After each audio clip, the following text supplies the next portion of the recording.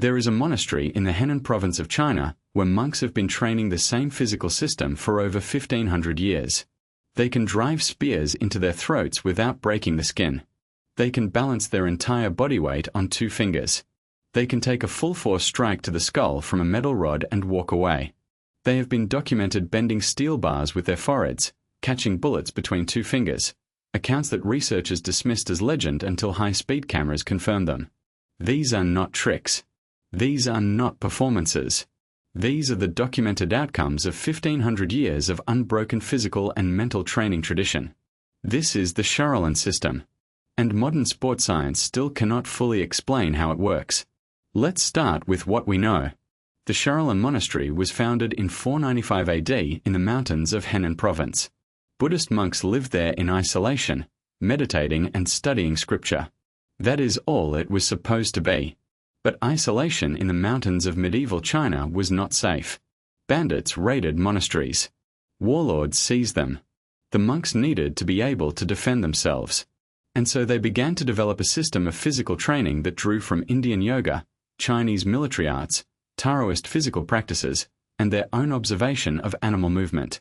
What emerged over the next 15 centuries was not a fighting style. It was a complete human development system.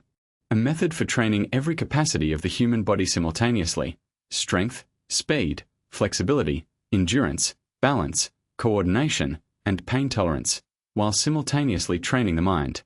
The training begins in childhood. Boys as young as 5 or 6 begin the Shaolin system with basic stances and conditioning work. The horse stance, a deep squat hold that looks simple and is absolutely brutal, is held for increasing durations over months and years. Beginners hold it for minutes. Advanced practitioners hold it for hours. The physical adaptation this produces in the legs, hips, and lower back is extraordinary. Shaolin monks in their 30s and 40s demonstrate squat depth and hip mobility that most Western athletes in their 20s do not possess. The iron shirt training, one of the most famous and most studied aspects of the Shaolin system, involves systematic conditioning of the body to absorb and redirect impact. This is not toughening in the way a boxer toughens their hands by hitting a bag. This is a fundamentally different process. Iron shirt training involves controlled impact, breathwork, Qigong energy circulation techniques, and progressive exposure to increasingly severe strikes over years. The result is a body that can absorb impacts that would fracture bones in an untrained person without injury. Here is what researchers have found. Studies on Shaolin monks show bone density measurements that are among the highest ever recorded in living humans. Cortical bone thickness in the forearms and shins of experienced monks exceeds what trauma surgeons typically see in the strongest athletes. Their bones are not just dense. The internal architecture of the bone has adapted in ways that make it dramatically more impact-resistant. This is not genetic. Comparable bone scans of monks who began training young versus those who joined later show clear differences. The bone adaptation is a direct result of the training. But bone density alone does not explain what Shaolin monks can do, because the most remarkable things they demonstrate are not feats of strength. They are feats of control. The ability to catch an arrow in flight. The ability to drive a needle through a pane of glass with enough precision and force that it pierces the glass cleanly without shattering it. The ability to snap a wooden staff balanced against the top of the skull using a single strike to the forehead. These feats require not just physical conditioning. They require a level of nervous system control that most human beings never develop.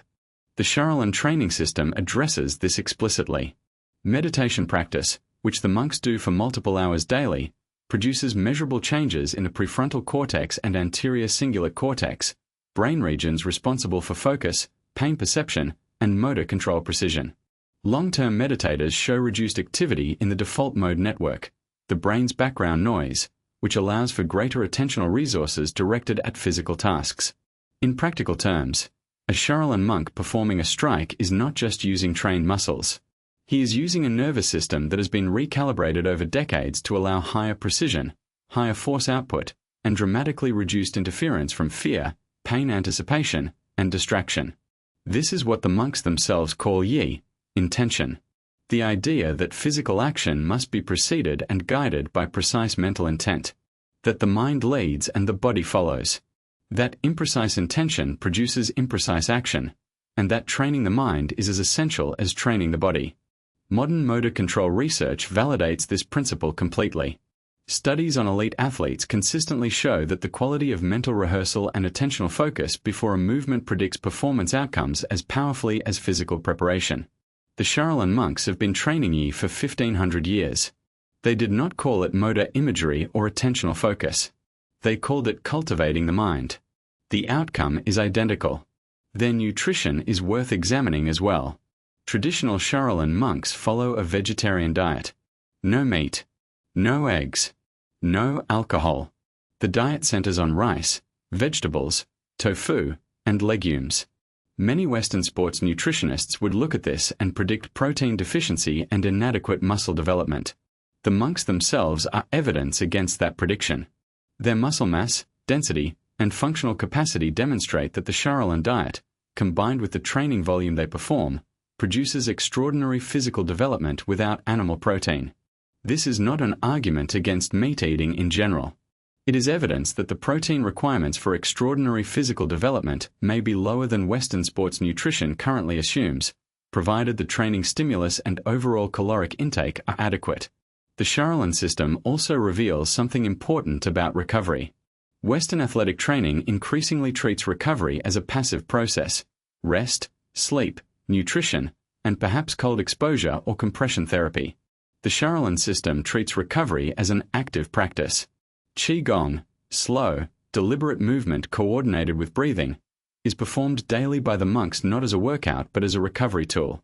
It increases circulation to damaged tissue. It regulates the nervous system from sympathetic to parasympathetic state. It reduces cortisol. Modern research on Tai Chi and Qigong consistently shows these effects. The monks have been using them for recovery for 15 centuries. Here is what the Shaolin system ultimately represents. Every culture we have examined on this channel built physical capacity as a byproduct of something else. Spartan warriors trained for war. Norse farmers trained to survive. Egyptian pyramid builders trained to work. Ancient Greek athletes trained to compete. The Shaolin monks are the only culture in this series that built a deliberate, systematized, long-term program specifically designed to develop the complete human being, body, mind, and spirit as an integrated whole. And they did it without modern science, without sport psychology, without biomechanics, without neuroscience, using only observation, tradition, and 1500 years of unbroken refinement. The result is a training system that remains unmatched in its comprehensiveness. There is no modern athletic development program that trains strength, flexibility, endurance, coordination, pain tolerance,